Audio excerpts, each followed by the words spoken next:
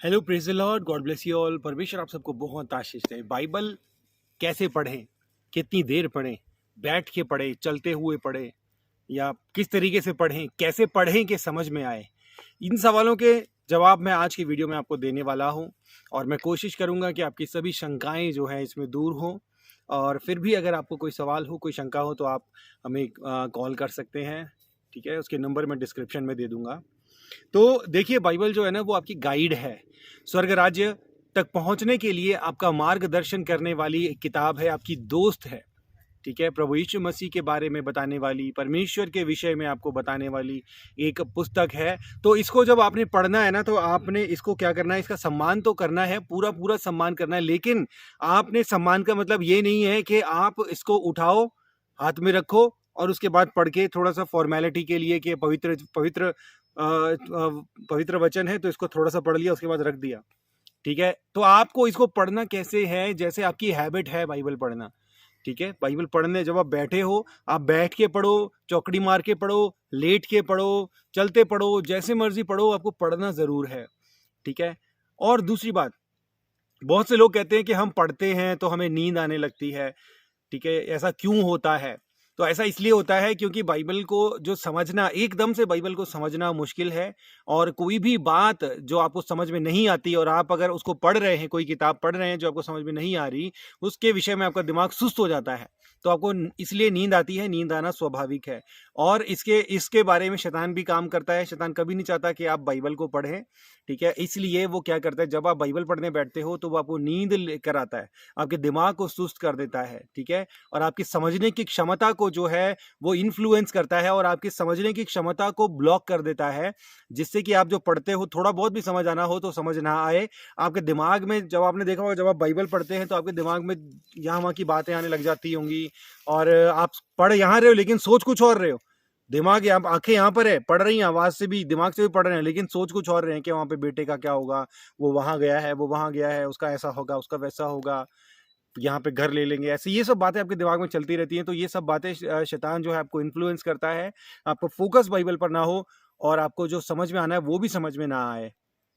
ठीक है, तो अब मैं आपको बताता हूँ कि बाइबल पढ़ने का सही तरीका क्या है। तो देखिए, बाइबल जो है ना वो एक किताब है देखने के लिए, लेकिन वास्तव में ये एक किताब नहीं है, ये पूरी की पूरी लाइब्रेरी है। ठीक है, लाइब्रेरी में क्या होता है, अलग अलग लेखकों के द्वारा लिखी हुई बहुत सारी किताबें होती हैं। ठीक है, जो लेखक होते हैं वो अलग अलग लोग होते हैं, उनका स्वभाव, उनका चरित्र, उनका बैकग्राउंड, उनकी भाषा शैली, उनका एजुकेशन लेवल, उनकी सोचने की क्षमता, सब कुछ अलग अलग होता है। ठीक है, तो अगर आप एक लेखक की किताब को पढ़ोगे तो वहां पर आपको पूरा उसी की भाषा शैली और उसी की जो है लेखन का तरीका दिखेगा। वहीं दूसरे लेखक की उठाओगे तो उसका बिल्कुल अलग होगा। ठीक है, लेकिन बाइबल एक ऐसी किताब है जो अपने आप में एक लाइब्रेरी है, लेकिन इसमें 66 अलग अलग किताबें हैं। ठीक है, 66 अलग अलग किताबें हैं और उन किताबों को 40 अलग अलग लेखकों ने लिखा है और 1600 सालों के दौरान लिखा है। और जब साधारण सी बात है, ऑब्वियस है कि जब इतने सारे लेखक जो है इन किताबों को लिख रहे हैं, तो उन लेखकों की सोच अलग होगी, उनकी विचारधारा अलग होगी, अलग अलग बैकग्राउंड से आए होंगे, तो ऑब्वियसली उनका जो लेखन शैली भी अलग होगी। और सबसे बड़ी बात कि जो लिख रहा, एक किताब जो लिखी जा रही है वो एक ग्रुप को एक समय में लिखी जा रही है, दूसरी किताब कुछ और समय में लिखी जा रही है और वो किसी और ग्रुप को लिखी जा रही है। ये ग्रुप जो है उसकी एक किताब में इस ग्रुप की प्रॉब्लम्स को एड्रेस किया जा रहा है कि इसकी ये प्रॉब्लम्स हैं और इसकी ये अच्छाइयाँ हैं, इसकी ये बुराइयाँ हैं। इस किताब में जो लोग हैं उन्होंने ये काम किए, उनको ये करना चाहिए था, ये नहीं करना चाहिए था। और जिन लोगों के बारे में लिखा जा रहा है, उन लोगों, वो लोग क्या हैं, उन लोगों का जीवन कैसा था, उन्होंने क्या गलतियां करी, उनकी आदतें क्या थी, उनका स्वभाव क्या था, किस जगह पर वो रहते थे, जिस जगह पर रहते थे उस जगह पर उन्हें क्या क्या फेस करना पड़ता था। और अगर वो लोग बिगड़े हुए थे, अगर वो लोग ढीठ थे, तो वो लोग ढीठ बने क्यों, किन कारणों से वो ढीठ बन गए, कि उनको समझाने में जो है इतना समय लग गया परमेश्वर को, कि परमेश्वर ने उनको नाश कर दिया, उनको मार दिया। कोई लोग अच्छे थे तो वो लोग अच्छे कैसे बने? ठीक है, उन लोगों ने किन विषयों, किन कारणों से, किन परिस्थितियों से उन्होंने वो अच्छे बने, क्योंकि एक तरफ तो बुरे बन गए, एक तरफ लोग अच्छे बन गए, तो जाहिर सी बात है कि कुछ ना कुछ कारण रहा होगा। तो आपको इन इन इन सारी बातों को फोकस करना, जब आप बाइबल पढ़ रहे हो ना, तो पढ़ते हुए आपको ध्यान से पढ़ना है कि ये किन के बारे में पढ़ी जा रही है। सबसे पहले तो बाइबल जब आप पढ़ते हो उसमें पहले भूमिका लिखी होती है किताब के विषय में लिखा होता है ना। अगर नहीं लिखा तो आप जब स्टोरी पढ़ रहे हैं तो जैसे जैसे आप कोई किताब पढ़ रहे हैं ना, समझिए आप निर्गमन की पुस्तक पढ़ रहे हैं, तो जब आप उसको पढ़ रहे हैं ना, तो जैसे जैसे आप पढ़ रहे हो आपको अपने दिमाग में वो विजुअलाइज करना है, ठीक है, विजुअलाइज करना है। और अगर समझिए आप निर्गमन की पुस्तक पढ़ रहे हैं तो आपको पता है कि निर्गमन की पुस्तक में इजिप्शियंस के बारे में बात होती है ना, फिरौन के बारे में बात होती है, और निर्गमन की पुस्तक में मूसा के बारे में बात होती है, इसराइलियों के बारे में बात होती है। तो जब आप इजिप्शियंस के बारे में पढ़ रहे हो तो बाइबल में जो है इतनी सारी चीज़ें नहीं लिखी हैं कि आपको वहाँ से सब कुछ मिल जाए, क्योंकि अगर सब कुछ ही परमेश्वर उसमें डाल देते तो वो किताब इतनी कभी होती नहीं, वो तो पूरी दुनिया में भी नहीं समाती, ठीक है। तो इसलिए आप जब इजिप्शियंस के बारे में पढ़ रहे हो तो आपको कोशिश करना है, इंटरनेट पर देखो, यूट्यूब पर देखो, और किताबों में पढ़ो, लाइब्रेरी में पढ़ो, और फिल्में देखो, और जो इजिप्शियंस के बारे में बड़ी हो डॉक्यूमेंट्रीज देखो, तो आपको पता लगेगा कि इजिप्शियंस थे कैसे, वो लोग कैसे व्यवहार करते थे, वो लोग कैसे चलते थे, कैसे उठते थे, कैसे बैठते थे, और वो लोग ढीठ थे या फिर वो लोग अच्छे थे, प्रेमी थे, सभ्यता में कैसे थे। तो मैं क्या करता हूँ, मैं डिस्कवरी देखता हूँ, और जो भी एजुकेशनल डॉक्यूमेंट्रीज वाले चैनल्स हैं यूट्यूब पर, मैं कई सारी डॉक्यूमेंट्रीज देखता हूँ।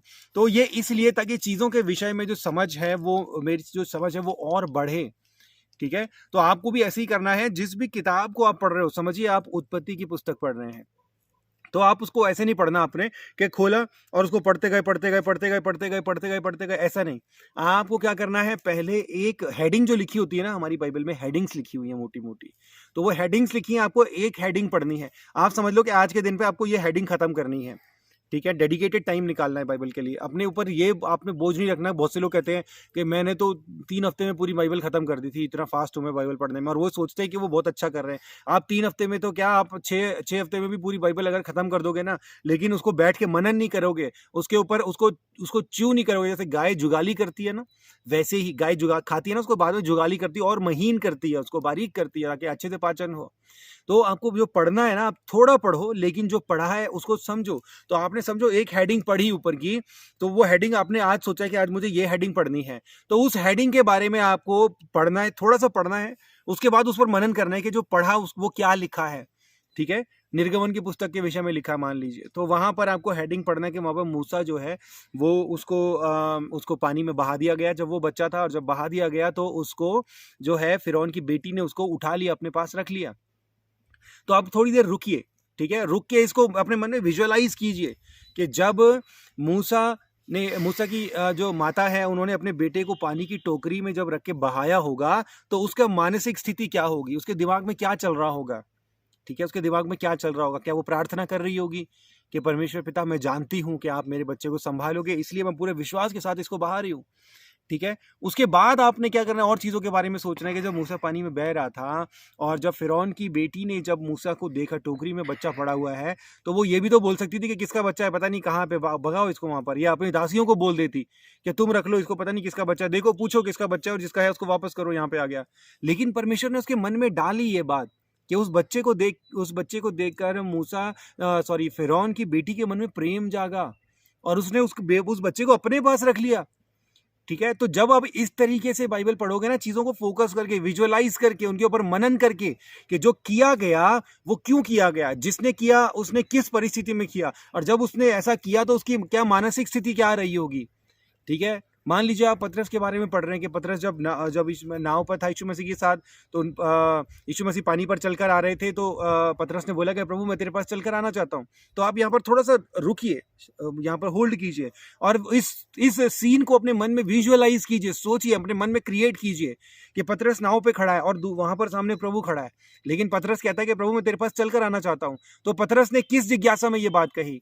क्या पतरस ने इसलिए कहा कि उसको विश्वास था कि वो पानी पर चल पाएगा? क्या पतरस ने इसलिए कहा कि उसको जिज्ञासा थी हबड़ा तबड़ी में? जैसे बहुत लोगों का स्वभाव होता है ना कि वो बहुत उतावले होते हैं, तो उसने उतावली में परमेश्वर के पास, उसने प्रभु के पास आने के लिए जो है कदम बढ़ाया, लेकिन क्योंकि वो विश्वास के द्वारा नहीं बल्कि उतावली में उठाया गया एक कदम था, उसमें विश्वास कम और उतावली ज्यादा थी, एक्साइटमेंट ज्यादा थी पानी पे चलने की। प्रभु को देख करके हमारा प्रभु चल रहा है तो हम भी चल सकते हैं, तो जब इस तरीके से जब वो पानी पर चलने के लिए उतावली, विश्वास कम उतावली ज्यादा, तो जब वो इस तरीके से पानी पर चला तो वो जितना विश्वास था, थोड़ा विश्वास था, उससे वो एक दो कदम तो चल पड़ा, लेकिन जब उसका मन विश्वास से हटकर एक्साइटेड हुआ कि मैं तो पानी पर चल रहा हूँ, वाह, मैं मेरे पास भी शक्ति आ गई है, प्रभु प्रभु ने मुझे भी ये शक्ति दे दी है, तो विश्वास से हटकर एक्साइटमेंट जब आ गई, उतावली जब आ गई, तब वो पानी में डूब गया।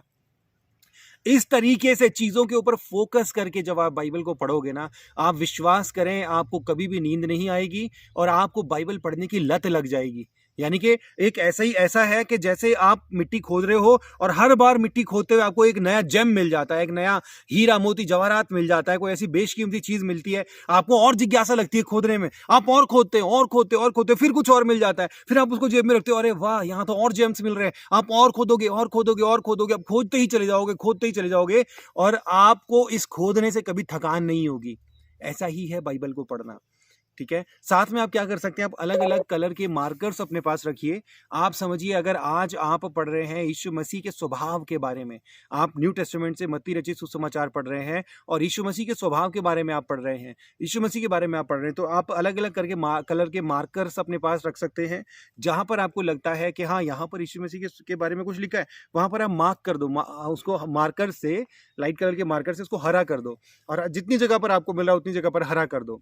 ठीक है, उसी तरीके से जब आप कुछ और पॉइंट, कुछ और चीज़ें, जब आपको समझो आपको पढ़ना है, आप गलातियों की पत्री पढ़ रहे हो, उसमें आपको विश्वास को बढ़ाने वाले चीज़ों को पढ़ना है, तो आप अलग कलर का मार्कर ले लो और उस जहाँ पे आपको लगता है कि हाँ यहाँ पर है, तो वहाँ पर आप मार्क कर दो, या अगर आपके पास मार्कर नहीं है तो आप एक पेन या पेंसिल अपने पास लेकर बैठिए जब भी आप बाइबल पढ़ते हैं, और जहाँ पर आपको लगता है कि हाँ ये आयत मुझे मिली है और ये आयत ऐसी है कि जो वही परिस्थिति से डील कर रही है, जो परिस्थिति मेरे साथ चल रही है या मेरे भाई के साथ चल रही है, तो उस आयत को आप पेन से उस आयत का नंबर और वो आयत आप अलग से एक रजिस्टर में लिख लीजिए और ऊपर हेडिंग लिख लीजिए कि समझिए आप अपने भाई का विश्वास को बढ़ाने के लिए आयतों को ढूंढ रहे हैं, तो हेडिंग लिख लीजिए भाई के विश्वास को बढ़ाने वाली आयतें।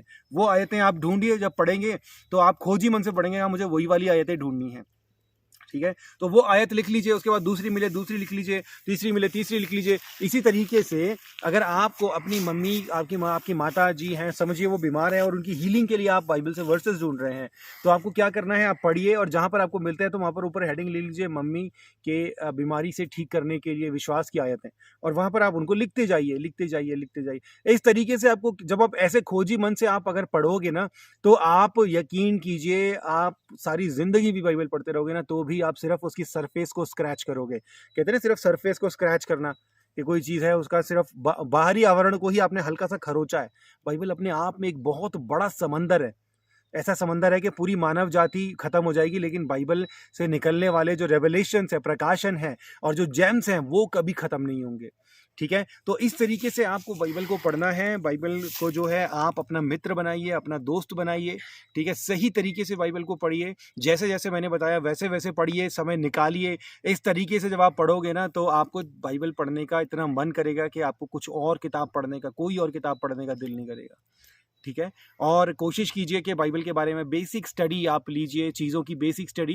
ठीक है, मेरी वेबसाइट पर apostlvinodkumar.in, ये मेरी वेबसाइट है। इस वेबसाइट पर मैं बहुत जल्दी बाइबल स्टडी का पूरा मटेरियल डालने वाला हूँ।